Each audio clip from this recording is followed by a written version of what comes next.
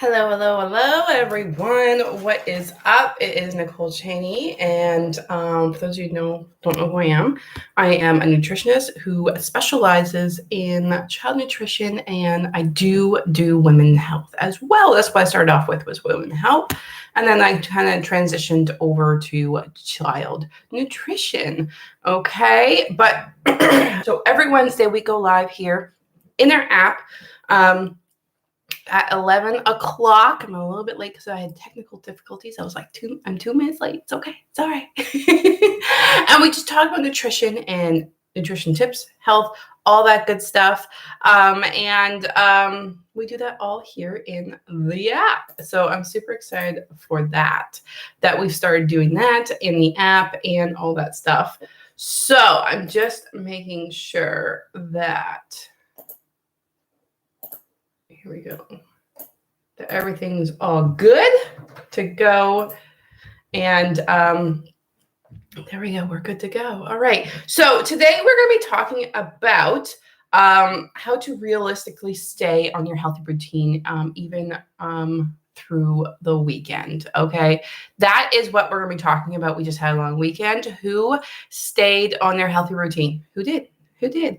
For me, actually, I did for the most part. I was even camping and I stayed vegetarian and sugar-free. Okay, so I was doing pretty good. Were my options 100% organic like they always are? No, but they were vegetarian. I am a plant-based person, and they were sugar-free. I am a sugar-free person, so I stuck to it for the most part, okay? And that's just kind of like, that's what we're going to be talking about, okay? It's not like throwing your plan out the window, but it's not always all about staying consistently on the plan either, okay? We have good days, we have bad days. We're human, right? So this is what the video is going to be talking about, and then maybe it'll give you some habits that maybe you can like install in your life, that maybe you're going to make a little bit better of a decision or choice than what you have been doing. Does that make sense? Okay, so that's basically what this video is going to be kind of like about, and we're going to be going, okay? Because what I have noticed definitely with my clients is that they have a routine in the week, okay? They have a routine that kind of works around their work or their kids, okay? And once the weekend kind of comes, it's like the structure of their day has gone out the window, and a lot more spontaneous stuff happens, right? So this is just going to be kind of like how you can kind of still install some healthy habits while still kind of being a little bit spontaneous, or stuff comes up because of kids, or like doing a random trip, right? Because we just did a random trip this past long weekend. So I'm with you on this, okay? So here is some tips on how to kind of like realistically stick to a healthy routine rather than, like on weekends, right? So my first tip is make swamps instead of restricting yourself. Now, I'm big on swamps. I am not big on restricting yourself. I never, ever tell any of my clients to restrict their calories, restrict food groups, none of that, okay? We are coming out of this journey with a good relationship with food. So what we do is we swamp, okay? Like I said, I'm sugar-free, but yet I still have pancakes. I have cakes. I got cookies. I do like pies. I have it all, but I'm sugar-free. Like, how do I do that? I make swamps, okay? I cook or bake stuff in a different way, but I still keep the flavors, right? So I'm still having all my favorite foods, but in a healthier way, okay? So you can do that as well, or you can just swamp out something that, so like, here's a swamp because we just had a whole bunch of these come out of the garden. This is what we're gonna be doing with them, is that if you love pizza, you can always just slice up some zucchini, put some tomato sauce on it, some pepperoni, some cheese, and boom, you got pizza, right? So that's like a swamp that you can do.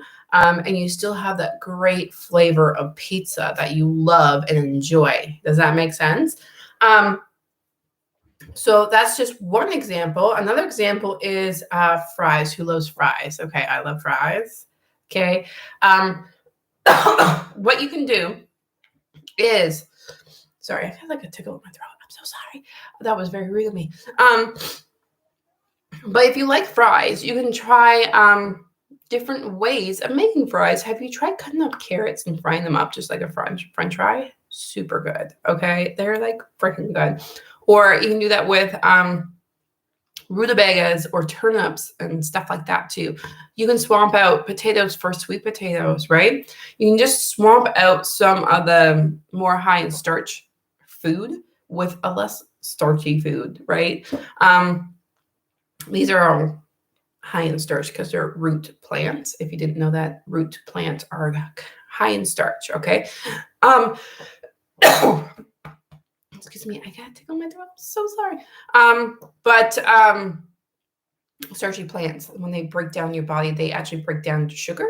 They break down to glucose, right? So you want to kind of be easy with them. You don't want to go all the way with them, right? You don't want to like overindulge in yourself with that, like have an entire bag of French fries to yourself or something like that, right? Or like 4 or 5 potatoes, right? Limit yourself. I'm a potato girl, okay? I love me some potatoes. Like I will eat potatoes in any kind of way you make it for me.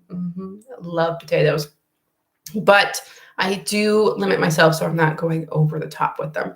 But my go-to food is normally French fries on the weekend, especially if you're traveling a lot. I always just like grabbing French fries. Like I love it. So I have switched that I only grab sweet potato fries. If I do go out, since I don't have sweet potato fries, I don't grab fries.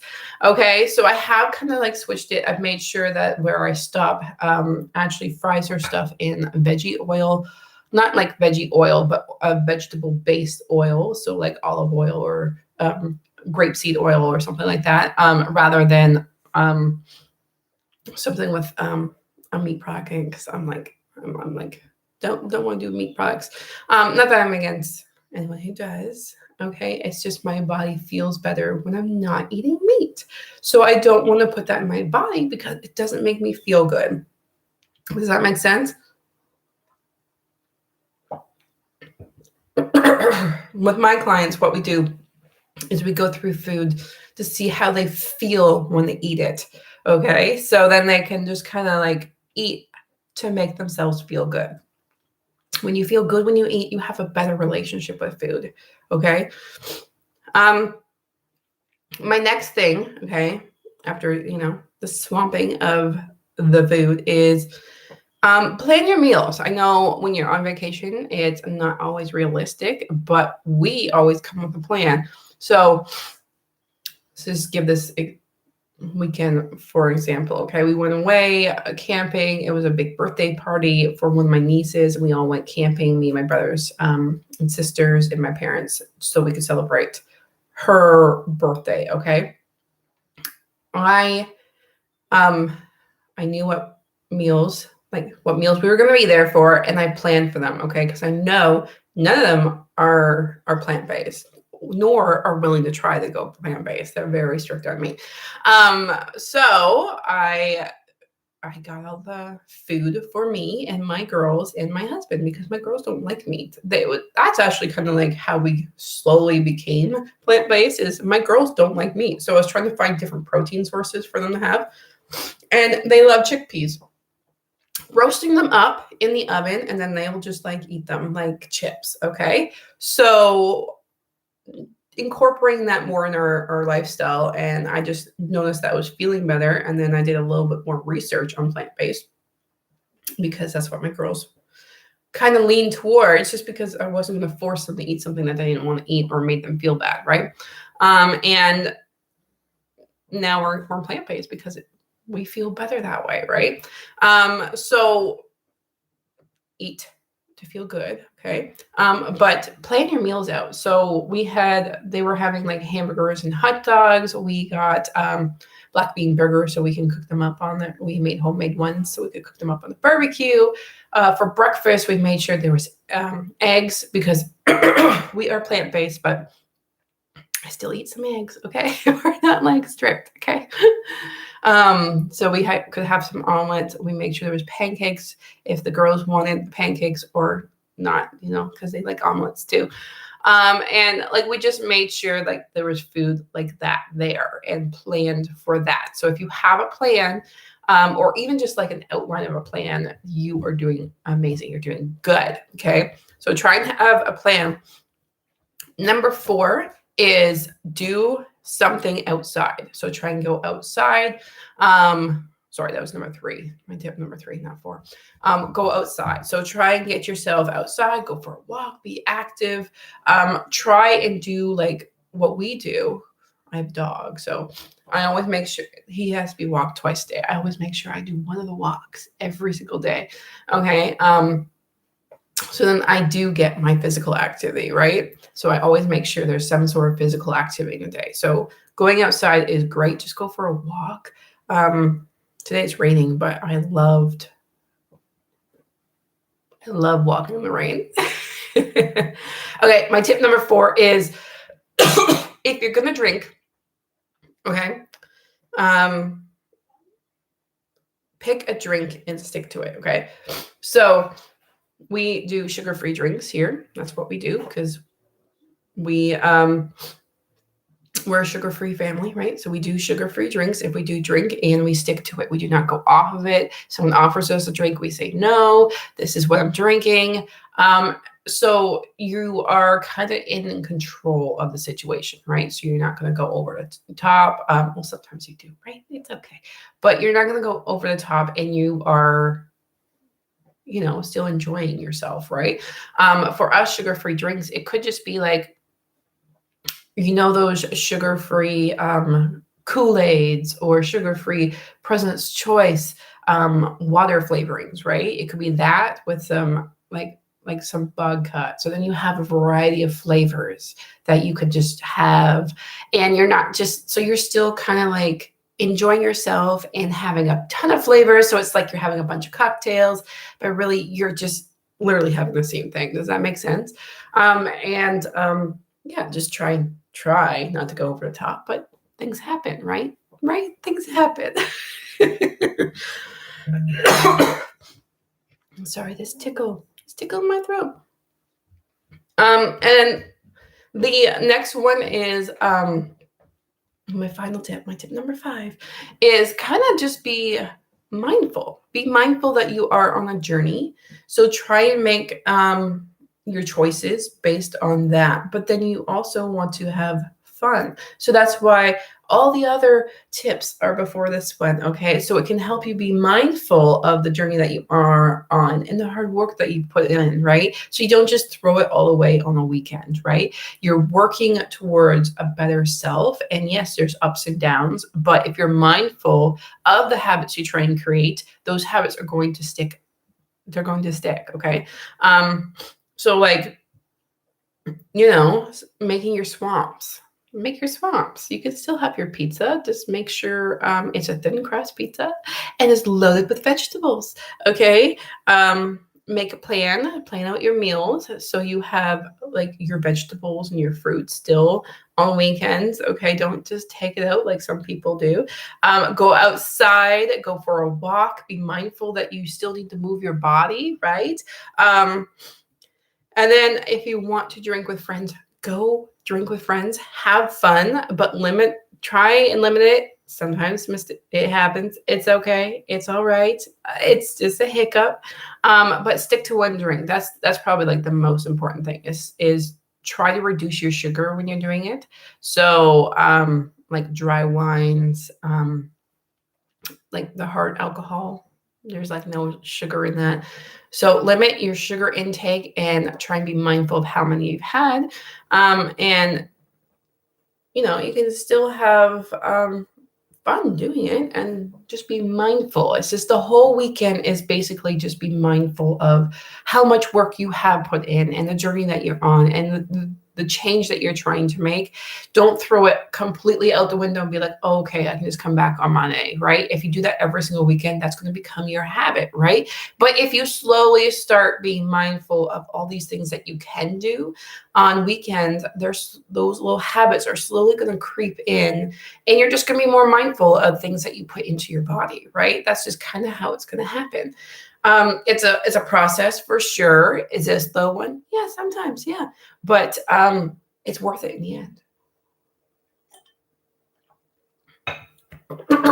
So sorry for this tickle in my throat. It literally started when I hit the live button, and it has officially stuck the whole way through. But so I'll do a quick recap of kind of like everything that we've kind of talked about. And then I'll leave you guys to it, okay? So this is live in my app right now. So if you want my app, the link is actually in the description below. So you can grab my app. We go live every single Wednesday. We also do live cooking classes in there as well. And we also, like, there's a huge community of women in there, of moms who's trying to reduce sugar in their lifestyle. And there's tons of information about child nutrition in there too. So if you have picky eaters, we have some suggestions.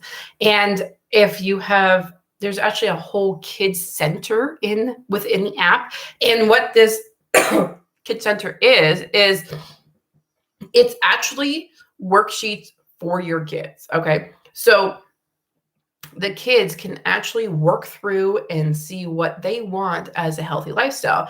And then if they're a little bit younger, they're worksheets for you to kind of like make a plan for your child, right? So let's give an example, okay? My daughter is 2 years old, and I filled out one of these sheets for her, okay? And basically, it's the cues that she's given me with her food. So she doesn't like meat. I'm not going to force her to eat something that she doesn't like and she doesn't feel good afterwards. So I have a plan for that, right? And then I write down some of the stuff that she loves to do. So like going outside, running, playing basketball, playing soccer. And it's just like a little plan that I put together for her, to all her favorite things to keep her active and healthy. All right. So if they're too young to fill it out, it's still a great workbook for them. Okay. There's also resources in there for moms. Our oldest is autistic, so there's lots of autism worksheets in there, ADD, ADHD worksheets, mood controllers, sensory overloads, and signs that they need their sensory. They need to get their sensory outlets going, to calm them down and whatnot, right? So there's tons of worksheets in there for that as well. So that's all in the app. So if you want that, that's in the description below. Okay, so now here's the recap. So we're going to be, you want to make swamps with your food instead of restricting your food choices, okay? When you restrict your food choices, you actually have a light at the end of the tunnel. You're like, as soon as I get to this point, I can eat that food again, right? So then you're not creating a healthy lifestyle. You're creating a diet for yourself. This is about creating a healthy lifestyle that will last you a lifetime, creating healthy habits, right? It's not about restricting or eliminating anything in your life, right? Okay. Number 2 is make a plan. When you plan out your meals, you're planning for success, okay? Number 3, get outside, move your body, get up and going, okay? Number 4 is, if you're going to drink, pick a drink, stick to it. Try and make it like low sugar, sugar-free, lower calories. And then number 5 is be mindful. Just be mindful of the journey that you're on and how far you've come, right? So to try and instill all the things that we talked about before, 1 through 4, in your weekend, and just be mindful of it, right? Right? Okay, so that's our video for today. I hope you guys have a fantastic day, and I will see you guys next Wednesday. Next Wednesday. I hope you guys have a fantastic day. Bye, guys.